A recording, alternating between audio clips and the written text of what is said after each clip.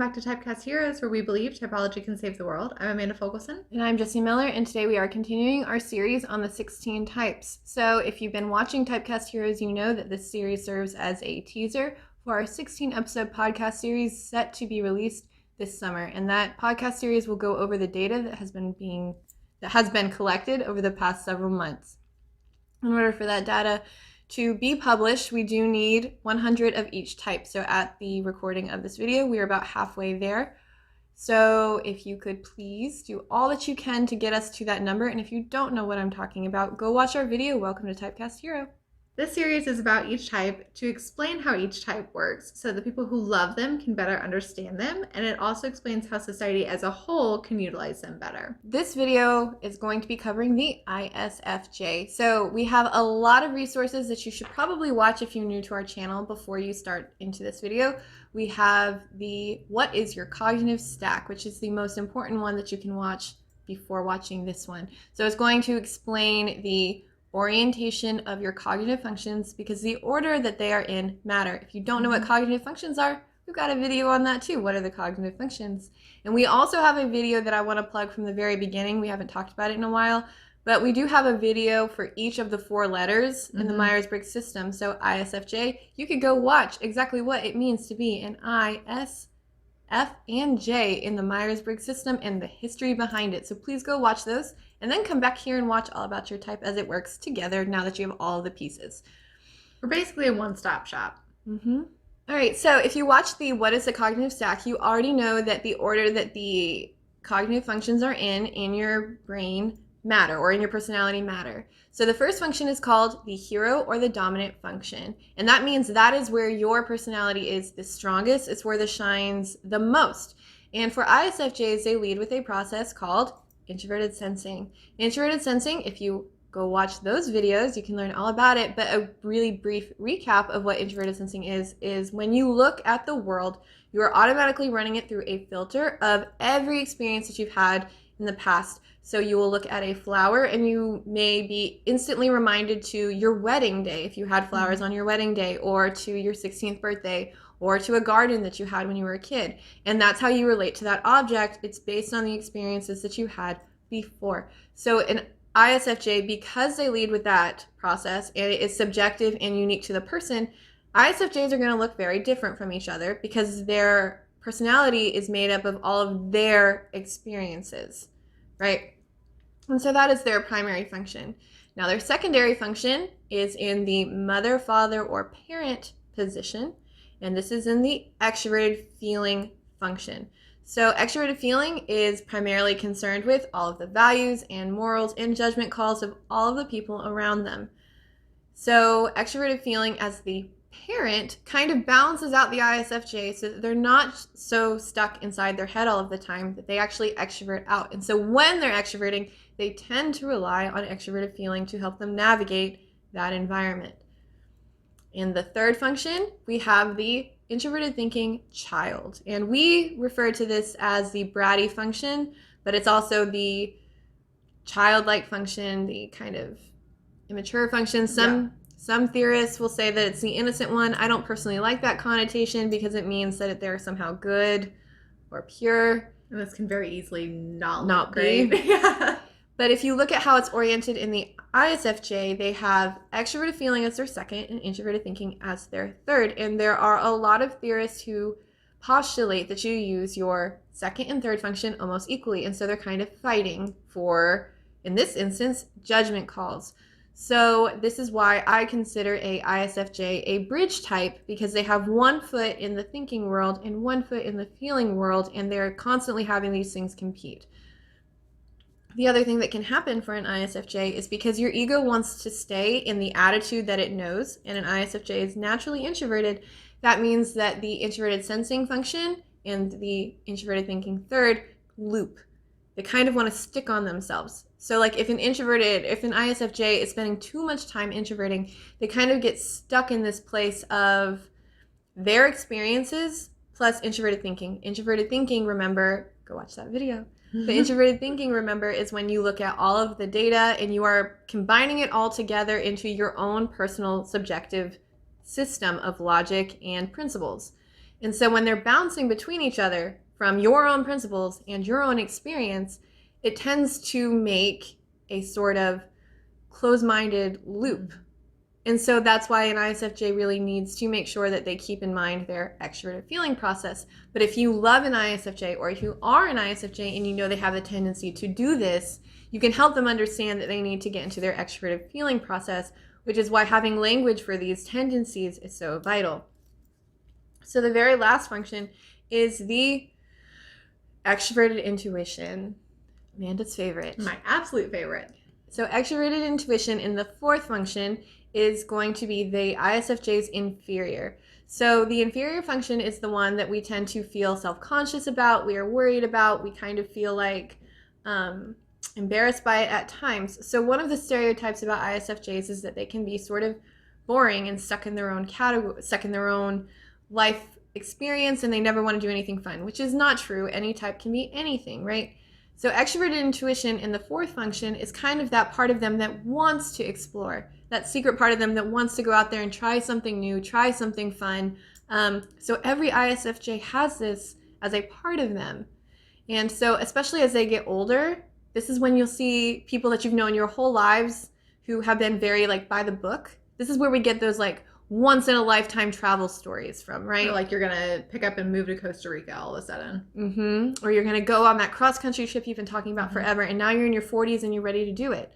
And that is where the extroverted intuition in the fourth function comes from. And so if you are an ISFJ and you have been doing everything your whole life very routine and structured, or not even necessarily routine, but just how it's always been. How it's always been for you, exactly. If all of a sudden you start feeling like you have this urge to go and try new things in your 30s or 40s, do it. Go do it. Go do it. Go do it. Go give that extroverted intuition its indulgence and enjoy that part of your ego that's for the first time coming out for you. It can also want to create new experiences, new memories, and this is where a lot of ISFJs too have very secret like fantasies. And they don't have to be crazy fantasies, but it could be something like a new garden in their house, or a new hobby that they want to start but they may be too afraid of, or it could be huge like moving to a new country. But all of these things are normal in an ISFJ, and there is nothing to be wary of. You should indulge it every once in a while. Just let it go. Let it happen. Let it go. Yes. So we're going to now kill some stereotypes. So what are some stereotypes about ISFJs? They're doormats, or pushy, or boring, or stubborn. They want to do it their way only. Their way or the highway. Yep. So all of these things, again, can be true. But they don't have to be. So ISFJs are very common in society, or they're one of the more common types. But again, because they lead with introverted sensing, each ISFJ is going to look so different from each other because it's what's in their experience. So, and again, they have that extroverted intuition as their fourth function, so they can break free of all of those stereotypes. And they don't have to be a doormat. But I will tell you this, society, stop treating them like doormats. Because because ISFJs, they want to do for others. That's what introverted sensing and extroverted feeling, when they are together and an ISFJ is healthy and they are at their best, they are doing for others. They are giving others the same experience that they had growing up.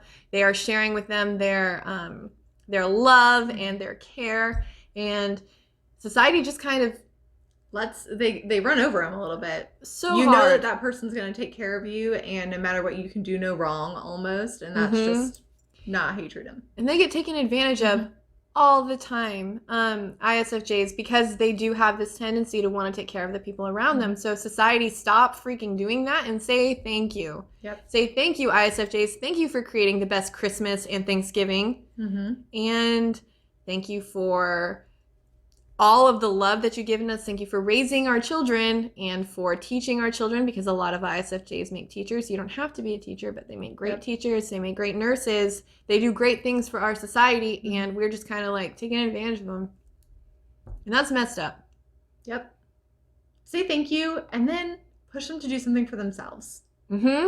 Especially if it's something a little bit daring, maybe a little bit out of their comfort zone, like we were just talking about with extroverted intuition. Like if they have told you about a dream of starting a garden and to them that just seems ridiculous and to you you're like, it's a garden, go start it. Like, let's have fun with this project, you know?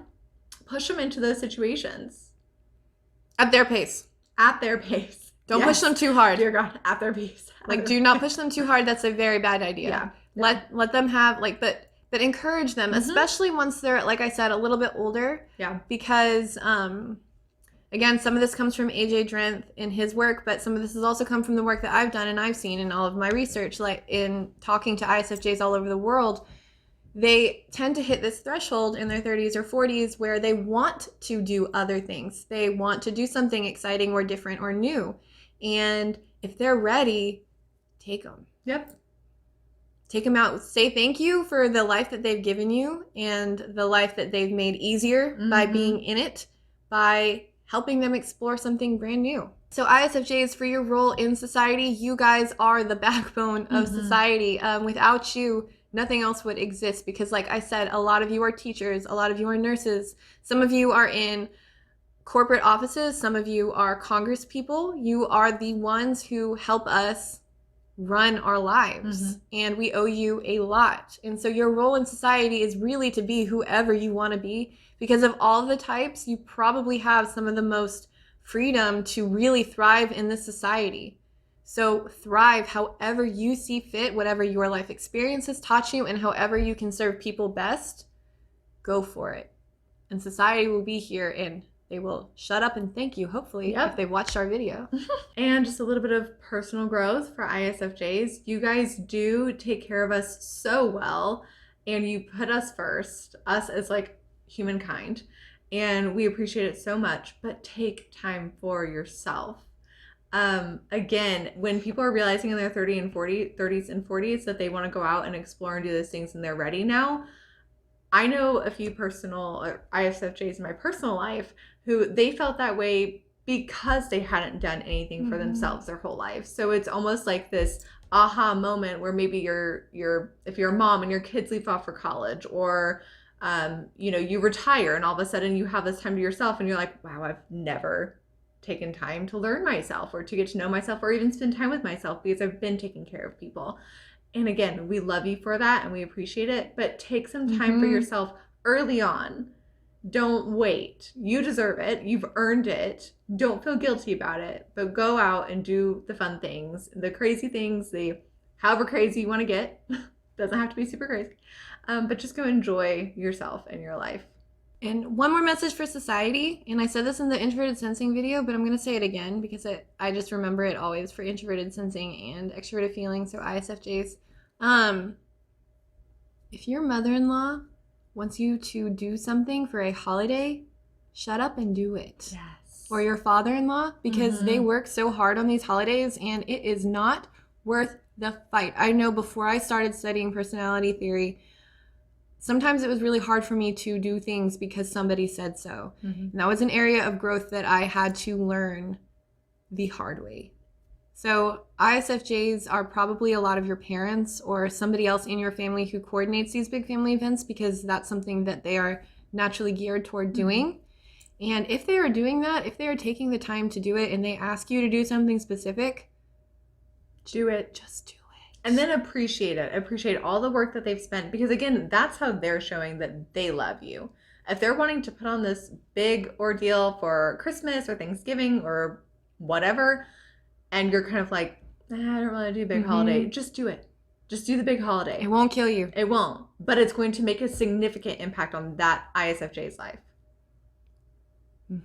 Because they are taking their time and creating an experience and they want you with it. If everything they do is going to be through the lens of what they've done before, then that means if they are including you in Thanksgiving forever forward, you are going to be a part of Thanksgiving memories for them. And so if they are inviting you to that, that means they want you part of their perception forever, for all time. So say thank you, show some gratitude, and stop being brats. Yeah. Don't be a brat. It's the easiest way to say it. Nicest way to say it. That is the nicest way to say it. And that is coming from a brat right here. But don't be a brat. Don't be like me. be better. You're better than that. You're so much better.